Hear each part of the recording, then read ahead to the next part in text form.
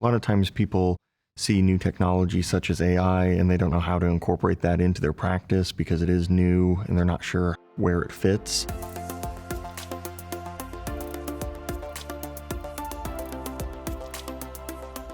One of the things that we've done in my practice is using it for emails. I would kind of agonize over an email for 15, 20 minutes trying to come up with the right words, right tone that I want. And AI helps to take a lot of that off my plate because I can put in specific keywords that I want, the general idea of what I want, and then what kind of tone I want. And it'll spit something out that's completely serviceable for what I'm trying to accomplish in my email. One thing I would caution though is you want to make sure that you read whatever the AI is giving you. You want to be intelligent about what you're sending out to clients because even though the AI created it, it's still coming on your letterhead, it's still coming from you, and it's still going to have to go through your compliance department.